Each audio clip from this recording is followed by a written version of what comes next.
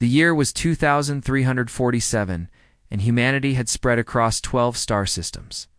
They had built colonies on distant worlds, raised families under alien suns, and dreamed of a peaceful future among the stars. Admiral Kevin Brooks stood aboard the starship Resolute, drinking his morning coffee and watching the endless black of space through the viewscreen. It was supposed to be a quiet patrol near the colony world of New Montana.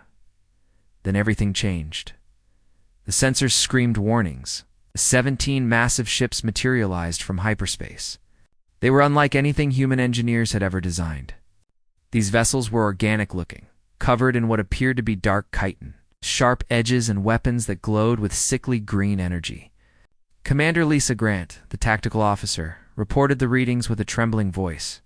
The ships were surrounding the planet below, where nearly 4 million human civilians lived their daily lives. The Vexery Dominion had arrived. Kevin had heard stories about the Vexery from traders and explorers who worked the outer regions of known space. They were an insectoid species, standing 8 feet tall with armored exoskeletons that could stop most weapons. Their mandibles dripped with paralyzing venom, and their compound eyes saw in spectrums that humans could not imagine. But it was not their physical form that made them terrifying. It was their history. The Vexery had conquered over 200 species across the galaxy. They did not negotiate. They did not trade. They simply arrived, demanded surrender, and either enslaved the population or destroyed them completely. Their empire stretched across an entire arm of the galaxy. Built on the bones of countless civilizations that had made the mistake of resisting, the viewscreen flickered as an incoming transmission forced its way. Through human communication systems, a face appeared, if it could be called a face. The Vexery High Commander was a nightmare of clicking mandibles, compound eyes that reflected the bridge lights in 1,000 fractured images, an antennae that twitched with what Kevin assumed was contempt. The translator did its work, turning the alien clicks and hisses into cold, emotionless English. The High Commander introduced himself as Vrexus, conqueror of the Orion Sector, destroyer of the Pallid Worlds, and now master of this insignificant human colony. He gave them one standard cycle to surrender completely. All humans would become property of the Dominion. They would serve, breed, and die at the pleasure of their new masters. Resistance would result in the complete destruction of every living thing on the planet. Below, Kevin felt his hands tighten on the arms of his command chair. Behind him, he heard Lisa whisper a prayer under her breath. The bridge crew stared at the screen with wide eyes, facing the reality that humanity's peaceful expansion had finally brought them into contact with something truly evil. The transmission ended, and silence filled the bridge. Lisa asked what they should do. Their single ship could not fight 17 Vexery warships. They could not evacuate for 1 million people. They could not even run because the enemy would simply destroy the planet if they tried to leave. Kevin stood slowly. He walked to the communications console and opened a channel to the planet below. To the Colonial Government Building in the capital city of Helena Prime, Governor Samuel Perry appeared on screen, his face pale but determined. He had already seen the Vexery transmission. He knew what they faced. Kevin asked the governor what humanity's answer would be. Samuel was quiet for a long moment. Then a strange calm settled over his features. He looked directly into the camera, and Kevin could see something ancient and dangerous flickering in his eyes. It was the same look that human ancestors had worn when facing wolves outside their caves, when standing against invaders at ancient walls, when rising up against tyrants who thought them broken. Samuel said that humans did not kneel. They did not surrender their children to monsters. They did not become slaves. And if the Vexery wanted this world, they would have to pay for it in blood. He said they would make the cost so high that the Dominion would remember New Montana for 1,000 years. The transmission ended, and Kevin felt something stirring in his own chest. It was not hope exactly. Their situation was desperate, perhaps impossible. But it was something older than hope. Something that had lived in human hearts since the first of their kind had stood upright and refused to flee from predators. It was defiance. He turned to Lisa and ordered her to send an encrypted message to Earth Command on the highest priority channel. She asked what the message should say. Kevin paused, remembering the old protocols that had been established centuries ago. Back when humanity first realized that the universe might not be friendly, he told her to send 3 words: Initiate Protocol Omega. Lisa's face went white. She knew what that meant. Everyone in the fleet knew, even if they never spoke of it. Protocol Omega was humanity's answer to an existential threat. It was total war without limits, without mercy, without end. It meant that every ship, every soldier, every resource that humanity possessed would be dedicated to one purpose: the complete and utter destruction of whoever had threatened them. She asked if Kevin was sure. He replied that they could not save New Montana. He knew that, and she knew that. But they could make sure that whoever did this to them would pay a price so terrible that no one would ever dare threaten humanity again. While they waited for the response from Earth, Kevin watched the planet below.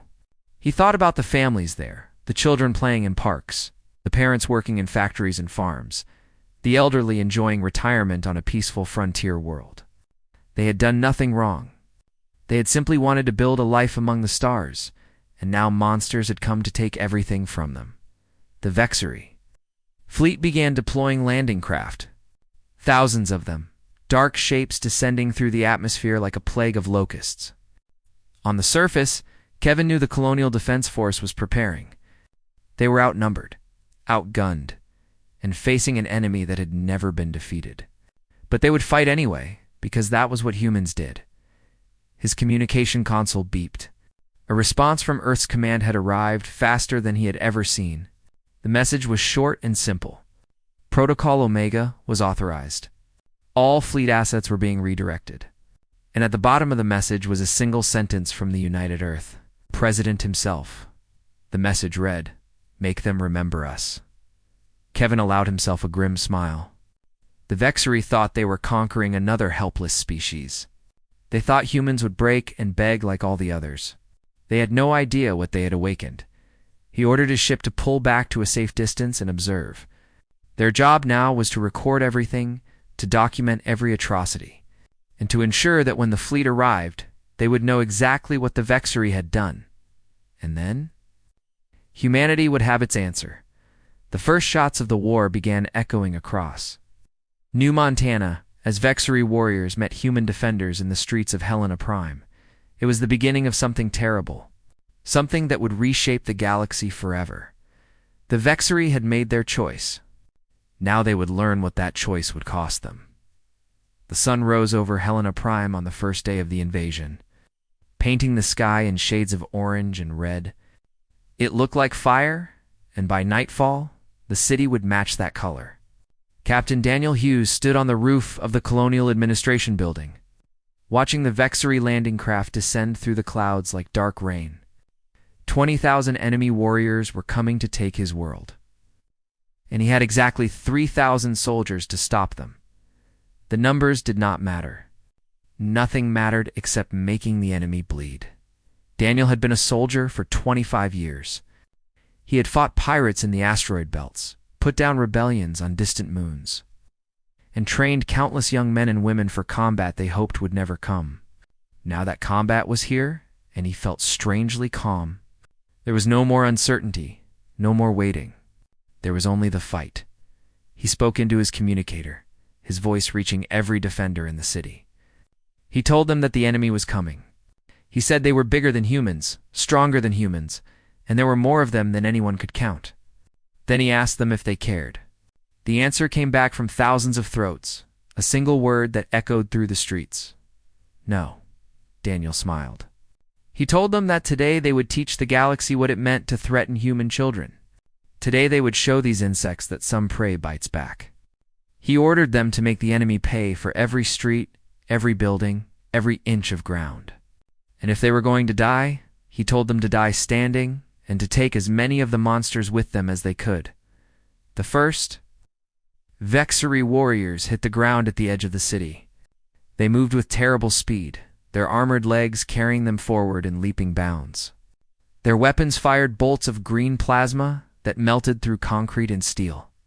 They expected the humans to run, to scatter, to beg for mercy, like so many species before them. Instead, the humans opened fire. Sergeant Maria Valdez was 63 years old. She had gray hair, gentle eyes, and 7 grandchildren who lived in the residential district near the hospital. When the evacuation orders came, she helped move the patients to the underground shelters. Then she returned to the hospital roof, where a heavy pulse cannon waited her. She had never fired a weapon in combat before. She was a nurse, not a soldier. But when the Vexery came pouring down the main street toward the hospital, toward the shelters where her grandchildren were hiding, something ancient woke up inside her. She pressed the trigger and held it down. The first wave of Vexery warriors died without understanding what was happening. The pulse cannon tore through their armor like paper, sending burning chunks of chitin flying in all directions. More came behind them, and Maria kept firing. Hours passed. The cannon grew hot, then dangerously hot, then began to smoke and spark. She kept firing. The Vexery brought up heavy weapons to destroy her position. A plasma bolt took off her left arm. She switched hands and kept firing. Another bolt shattered her legs. She propped herself against the cannon mount and kept firing. For 6 hours, she held that rooftop alone. A grandmother with a gun and a reason to fight. When the ammunition finally ran dry, she looked down at the streets below. They were carpeted with Vexery bodies, hundreds of them. She smiled through the pain and blood loss. Then she reached for the button that would detonate the hospital's fusion reactor. The explosion was visible from orbit. It took out Maria, the hospital, and 200 Vexery warriors who had been massing for another assault.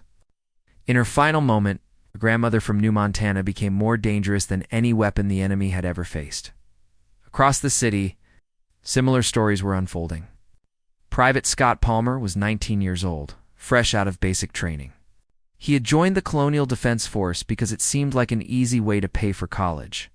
Now he found himself driving a supply truck through streets filled with enemy warriors.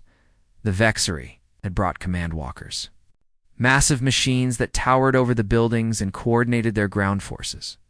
Scott's orders were simple: deliver ammunition to the defenders on the north side.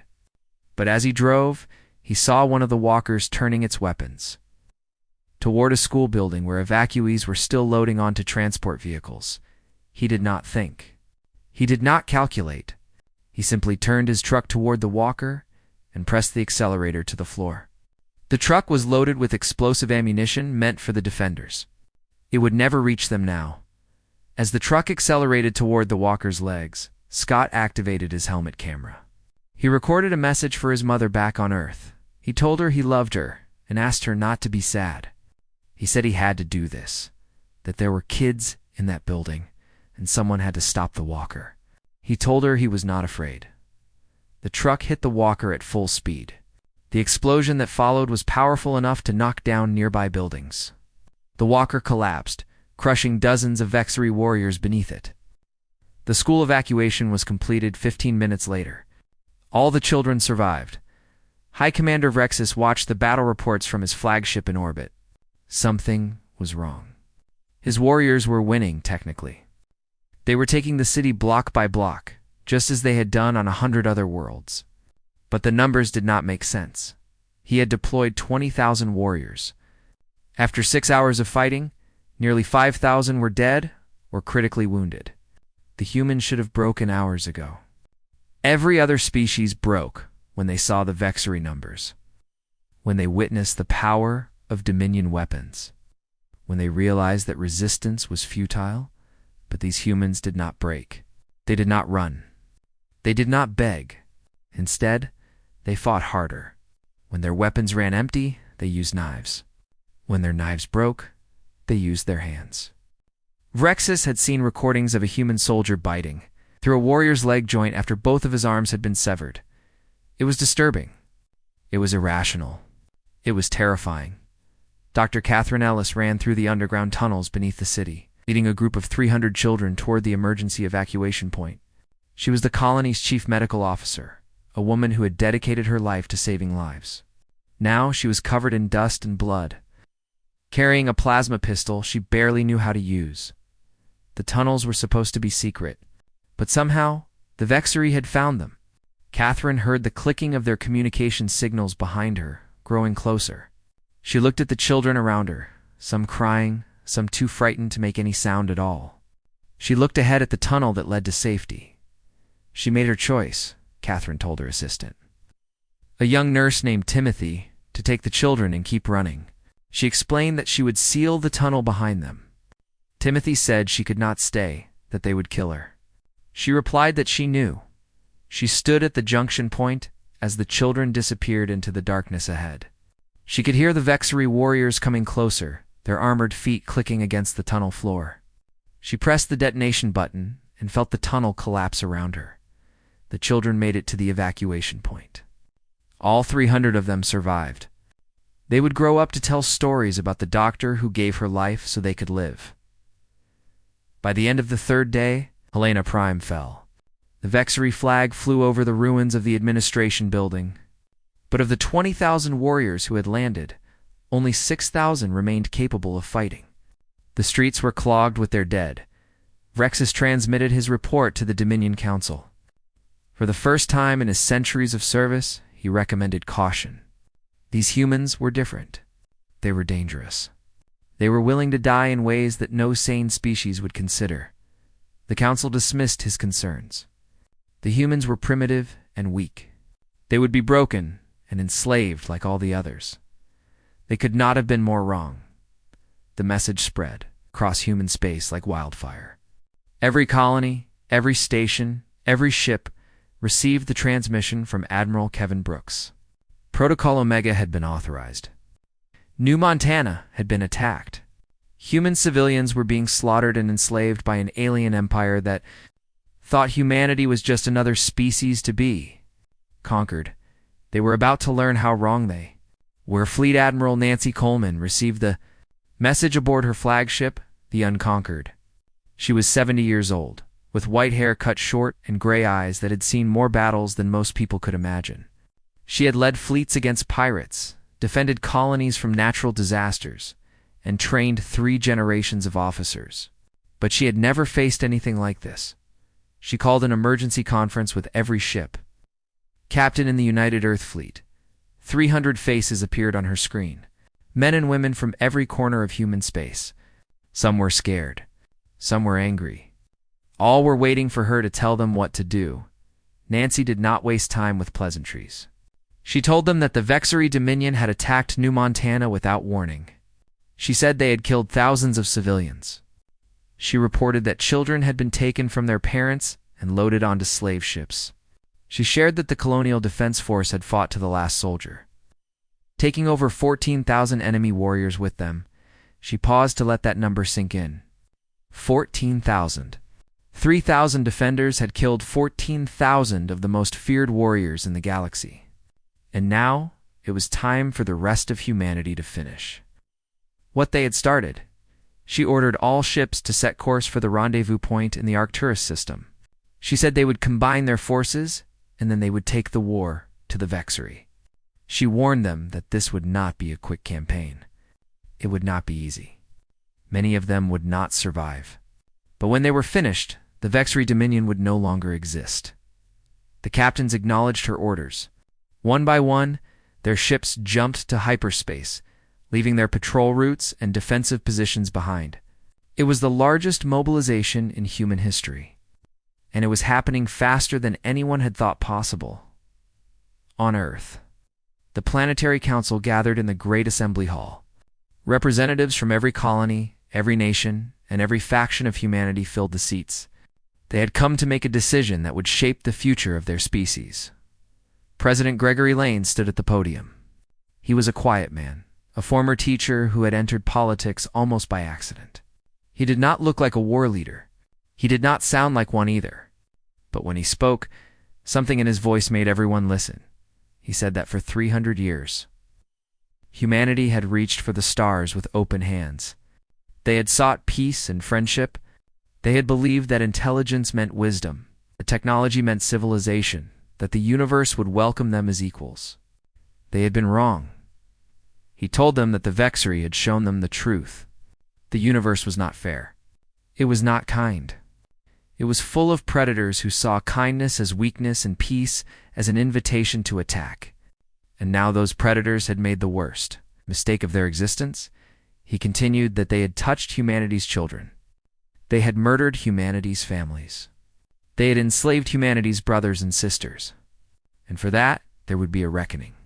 He asked the council if they were prepared to authorize total mobilization. He explained what that meant. Every factory would shift to military production. Every shipyard would build warships. Every citizen of military age would receive combat training. The entire economy, the entire society, would be restructured for one purpose: the complete and utter destruction of the Vexery Dominion. The vote was unanimous. Every single representative raised their H. And in favor. There was no debate, no discussion, no dissent. For the first time in centuries, humanity was completely united. Gregory nodded and said that from this day forward, they were at war. He said it would not end until every Vexery ship was burning. Every Vexery world was occupied, and every human slave was free. He ordered them to show the galaxy what happened when someone threatened the children of Earth. The council rose to their feet and cheered. It was not a happy sound. It was the roar of a species that had been pushed too far, a species that had decided to bare its teeth and fight. Across human space, the transformation began. Factories that had been producing consumer goods retooled for weapons manufacturing. Mining colonies increased their output of strategic metals. Universities converted their research programs to military applications. In a matter of weeks, the peaceful civilization that humanity had built over 3 centuries became a war machine, unlike anything the galaxy had ever seen. Admiral Coleman gathered her fleet at Arcturus, 317 warships, ranging from small destroyers to massive dreadnoughts, hung in formation against the stars. It was the largest military force humanity had ever assembled, and it was still growing. More ships arrived every day, her crews eager to join the fight. She addressed them one final time before the assault began. She stood on the bridge of the Unconquered, her image broadcast to every ship in the fleet. Behind her, the view screen showed the direction of Vexery space, the direction they would soon be traveling. She told them that the Vexery had conquered 200 species. They had never been defeated. They believed they were the masters of the galaxy, and that all other life existed only to serve them. Today, humanity would teach them otherwise. She said they would not fight for territory or resources. They would not fight for glory or honor. They would fight for the children of New Montana, for the families who had been torn apart, for every human who had died at Vexery hands. They would fight until the Dominion was nothing but a memory and a warning to anyone else who might threaten humanity. She ordered the fleet to jump to hyperspace, and she told them to show no mercy. The ships vanished one by one, their hyperdrive engines tearing holes in reality as they accelerated toward enemy space. The journey would take 6 months. 6 months for the Vexery to realize what was coming. 6 months for them to prepare their defenses and call their fleets home. It would not be enough. On New Montana, the surviving colonists watched from their prison camps as more Vexery ships arrived. The Dominion was reinforcing the planet, turning it into a fortress. They expected humanity to try to retake the colony, to fight a defensive war. To negotiate for the release of prisoners, they did not understand humanity at all. A young girl named Sophie sat in the corner of a slave barracks, holding her little brother close. Their parents were dead, killed in the first hours of the invasion. The Vexery guards walked past their cage, clicking and hissing in their alien language. Sophie did not cry. She did not beg. She looked up at the stars through a crack in the ceiling and whispered a promise to her brother. She told him that help was coming. She said that the monsters did not know it yet, but they had made a terrible mistake. She told him that humans did not abandon their own. Somewhere in the darkness of space, 300 warships carried that promise toward its fulfillment. The human fleet emerged from hyperspace. Like a storm breaking over a calm sea, 317 warships materialized in the outer reaches of the Vexer system, their weapons charged and their crews ready for battle. Admiral Nancy Coleman stood on the bridge of the Unconquered. Looking at the tactical display that showed their destination, Vexor Prime, the home world of the Dominion, the heart of an empire that had terrorized the galaxy for millennia. It was time to cut that heart out. The Vexori had not been idle during the 6 months since New Montana. They had called their fleets home from across their territory. They had activated every defense platform around their homeworld. They had assembled an army of 10 million warriors on the surface. They believed they were prepared for anything. They were wrong, Lieutenant. Commander Paul Bennett led the first wave of attack craft. He was a quiet man from a small farming community in Kansas, the kind of person who helped his neighbors fix their tractors and went to church every Sunday.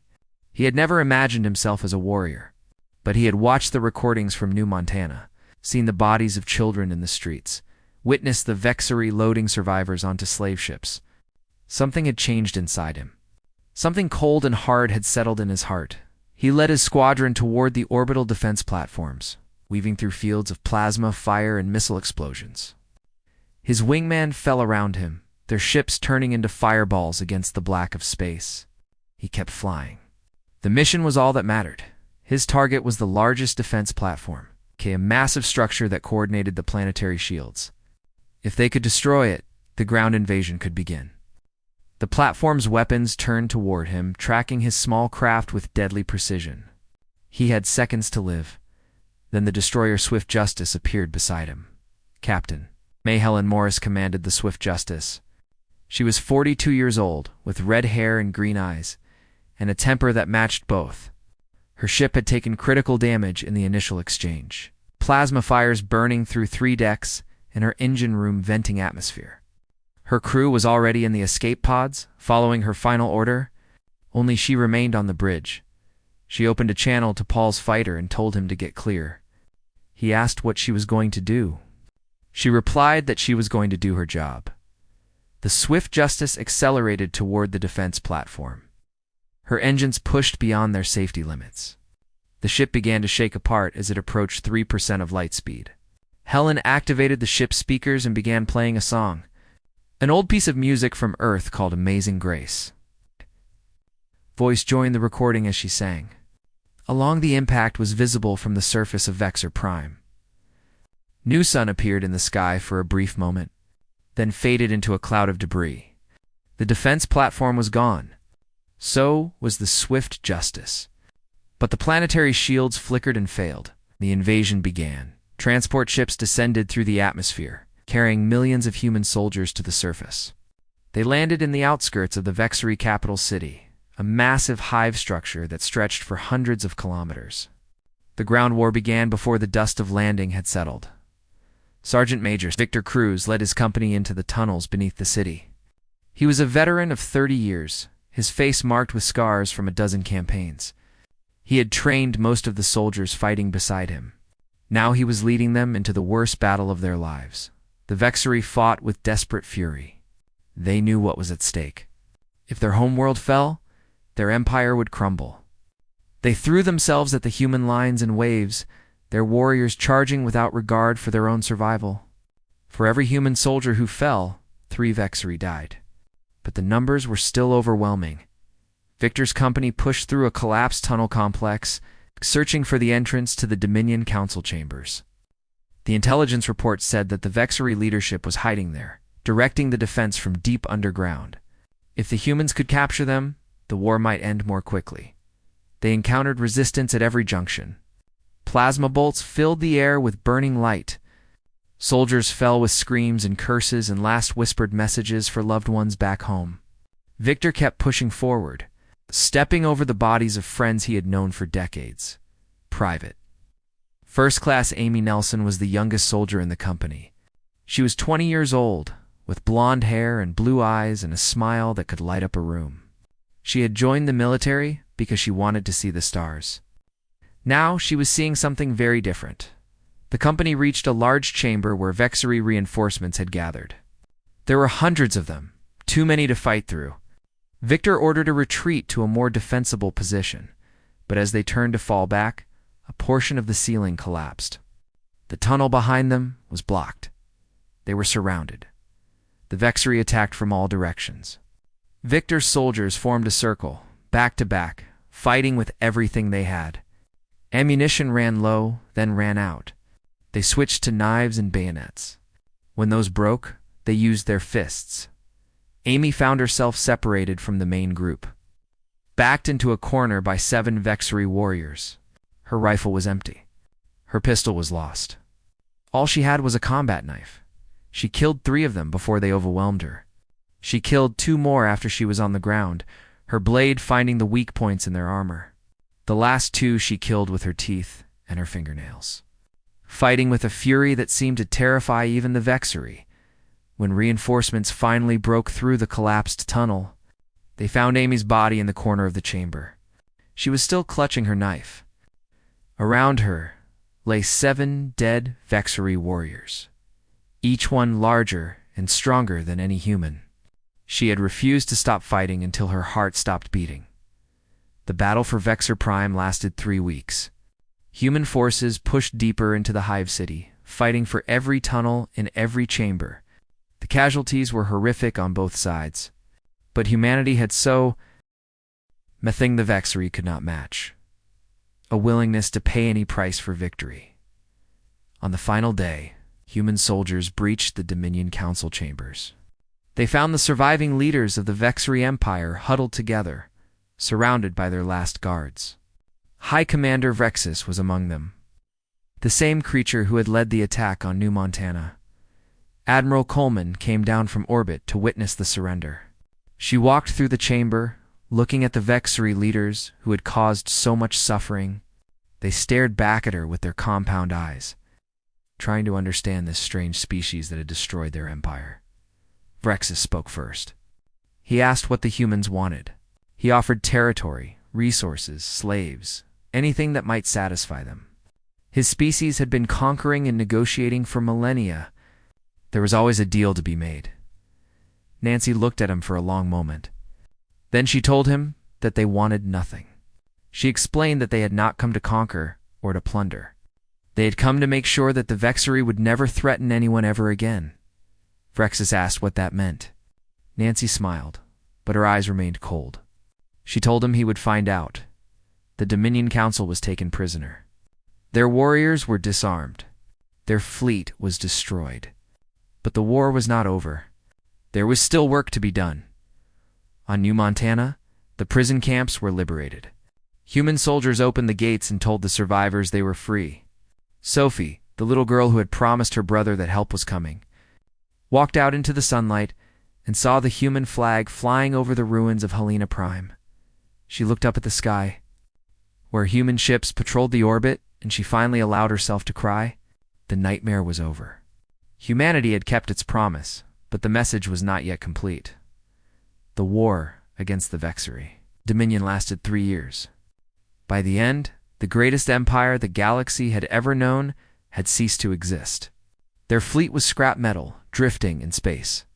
Their colonies were occupied by human forces. Their population, once numbering in the trillions, had been reduced to a fraction of its former size. But humanity did not exterminate them. That would have been too easy. That would have been too quick. The Vexery had made humanity suffer, and now humanity would ensure that the lesson was never forgotten, Admiral. Nancy Coleman stood on a platform constructed in the ruins of the Dominion Council chambers on Vexer Prime. Behind her stood thousands of human soldiers, their armor still marked with the dust and blood of 3 years of fighting. Before her stood the surviving leaders of the Vexery Empire, including High Commander Vexus, now stripped of his rank and his dignity, but the audience was much larger than those. Present representatives of 17 other species stood in the chamber. These were the survivors of civilizations the Vexery had conquered over the millennia. They had been slaves, property, livestock. Human soldiers had liberated them from Vexery control. Now they had come to witness the end of their oppressors. Beyond the chamber, broadcast was being transmitted across the entire galaxy. Every species with the technology to receive it would see what was about to happen. Every civilization that had feared the Vexery, that had submitted to their demands, that had watched in helpless horror as worlds burned, would hear humanity's message. Nancy stepped up to the speaking platform. Her voice was calm and clear, carrying to every corner of the chamber and across the light years of space to billions of watching eyes.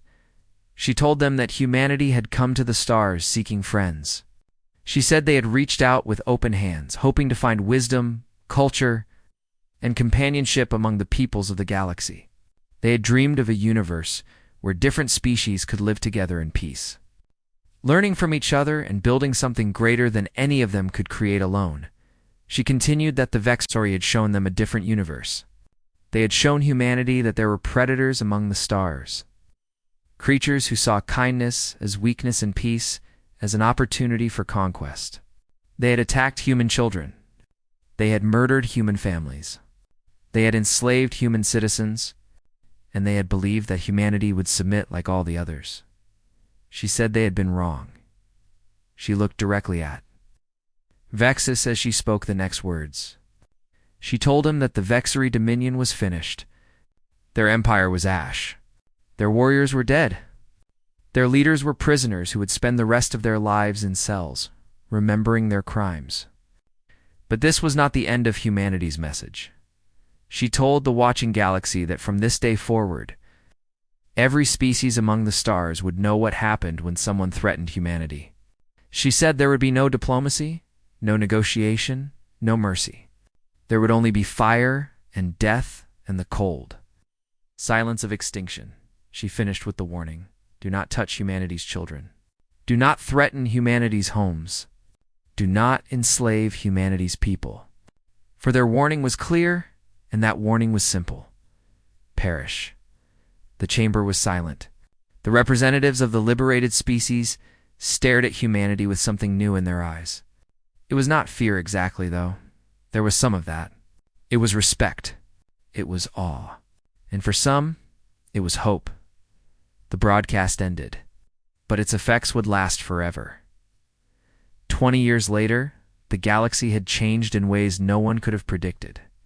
The power vacuum left by the Vexery Dominion had been filled not by another conquering empire, but by a new kind of organization, the Galactic Council. A body where every species had a voice and every dispute could be resolved through negotiation rather than war. Humanity had not sought leadership of this council. They had not demanded special privileges or tribute from the species they had freed. They had simply insisted on one thing, that no species would ever again be allowed to conquer and enslave others. Ambassador. Christopher Walsh represented humanity on the council. He was a tall man with gray hair and kind eyes. A former soldier who had decided that the best way to honor those who died in the war was to build a better future. He stood before the assembled representatives, presenting a new treaty that would create protected zones around developing civilizations, preventing their exploitation by more advanced species. The treaty passed unanimously. Not a single species voted against it. As Christopher left the council chamber, he was approached by a delegate from the Tyranni Collective. The Tyranni were among the oldest species in the galaxy, beings who had watched empires rise and fall for millions of years. Their representative was ancient even by their standards. With eyes that had seen more history than any human could imagine, the Tyranni spoke in a voice like rustling leaves. He told Christopher that his people had observed humanity for many years. When humans first ventured into space, the Tyranni had dismissed them as primitive creatures, short-lived and insignificant, destined to fade into obscurity like countless species before them. He admitted they had been wrong.